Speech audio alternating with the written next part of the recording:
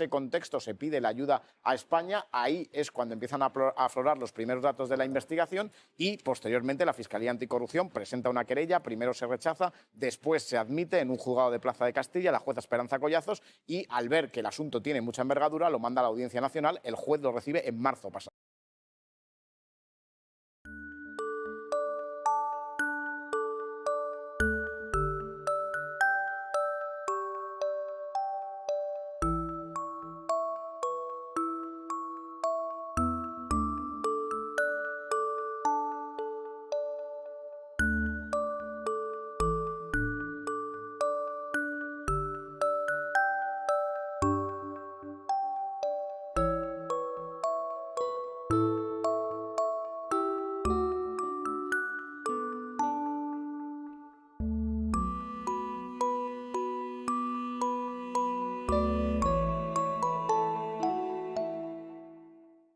La sentencia que hemos conocido hoy absuelve al Partido Popular y a 3 de sus responsables de un delito de daños informáticos, otro de encubrimiento por la destrucción de los discos duros del extesorero Luis Bárcenas que guardaban en la sede nacional del Partido Popular, en la calle Génova 13 de Madrid.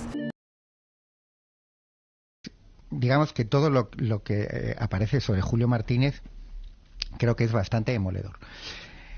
La parte de Zapatero, bueno, yo ahí tengo muchas más cautelas porque solo conocemos un auto de 88 páginas, muy detallado, pero nos faltan los informes en los que se basa ese auto. Voy a poner 2 o 3 ejemplos muy breves. El tráfico de influencias. El tráfico de influencias se tiene que cometer sobre un funcionario o una autoridad. Lo puede cometer un particular, pero tú tienes que ejercer presión a un funcionario o una autoridad. ¿A quién presionó Zapatero? ¿A qué autoridad o a qué funcionario? Yo no lo sé.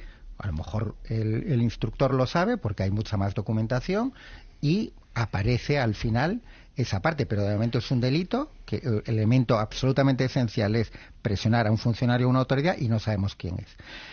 El tema de del blanqueo de capitales.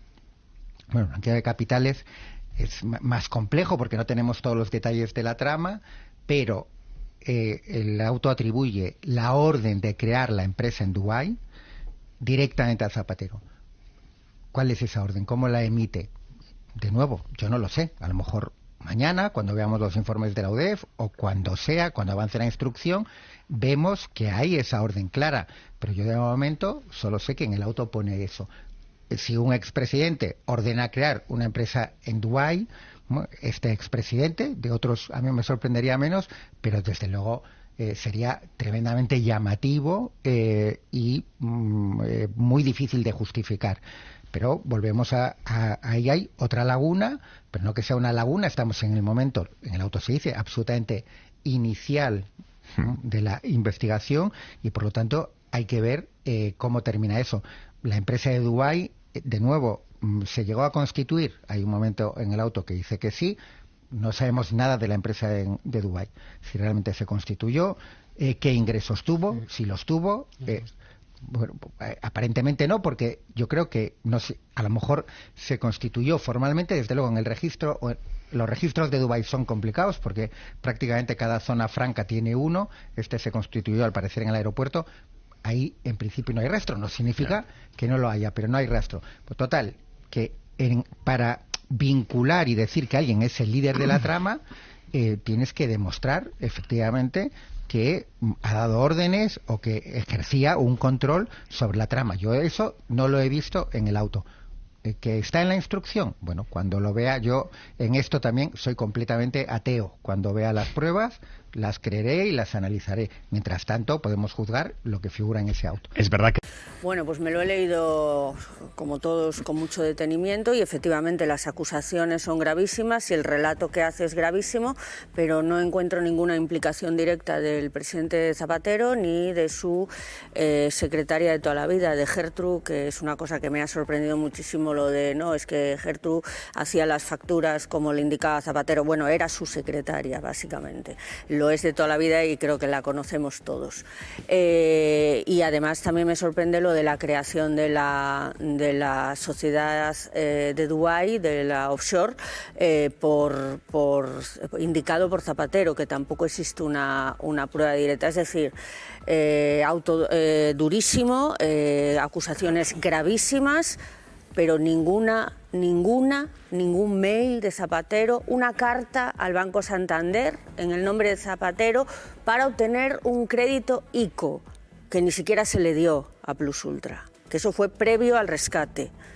Bueno, ¿dónde está la actividad de lobby que hacen todos los expresidentes del gobierno? ¿Y dónde está el tráfico de influencias? Por eso se ha insistido tanto en regular la actividad de los lobbies. Se ha insistido tanto, porque también da seguridad jurídica a quienes hacen de lobistas, lo cual no es extraño. Aznar tiene un grupo de empresas, está de consejero en muchas empresas, Infinity New Corporations, cobra por ello y hace actividad de lobby, también para los israelíes, por cierto. Bueno, vamos a introducir... Entonces, ¿dónde está una cosa y dónde está la otra? Hay que esperar al informe de la UDEF, saber si existe algún mail de Zapatero que diga creas esta tal. El juez es verdad que se esfuerza en decir que Zapatero hacía todo lo posible por evitar aparecer él como líder de la trama. Bueno, supongo que todos los corruptos harán lo mismo, presuntos o no. Muchísimas dudas y muy graves las acusaciones y muy inquietante teniendo en cuenta lo que conocemos de Zapatero, su pasado en el gobierno, ningún ministro imputado por corrupción y de repente es él mismo el que se ve abocado a esto. Creo que se precipitó el Partido Socialista en hablar de Lawfare, pero también lo entiendo emocionalmente. Zapatero es un referente no solo para el PSOE, sino para toda la izquierda. Ayer se notaba en las reacciones y, han condenado a un fiscal general sin pruebas porque él o su entorno hicieron no sé qué filtración.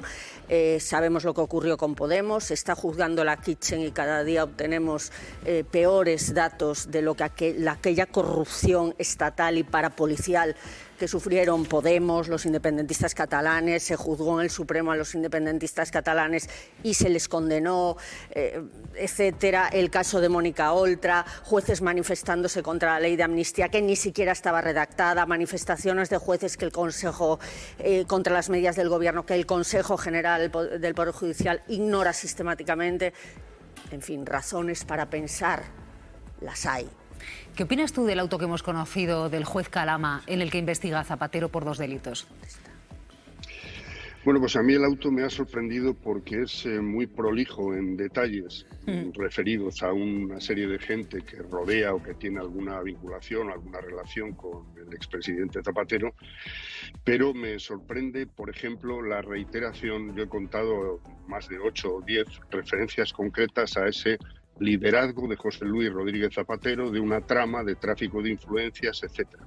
Eso se repite muchas veces y, sin embargo, yo no encuentro, sinceramente, y lo he releído 2 veces, referencias o datos o testimonios concretos que impliquen al presidente Zapatero y, digamos, demuestren esa aseveración que se repite, a mi juicio, sin mucho sentido. Es decir, que no sería necesario cada 3 páginas repetir la conclusión de algo sobre lo que no se aprecian o no, yo al menos no encuentro detalles concretos, ¿no? Y luego me preocupa una cosa, yo no hablo de Lawfare, al menos de momento, pero lo que sí me preocupa, y creo que es lógico que exista esa preocupación, porque hemos vivido ese eslabón de la sentencia condenatoria del exfiscal general, donde se decía incluso en la sentencia, bueno, la filtración de los correos famosos o fue él o fue su entorno, ¿no? O alguien de su entorno. Y esta referencia de Zapatero o su entorno la encuentro en este auto también varias veces. Y eso me parece preocupante. Bueno, habrá que esperar, lógicamente,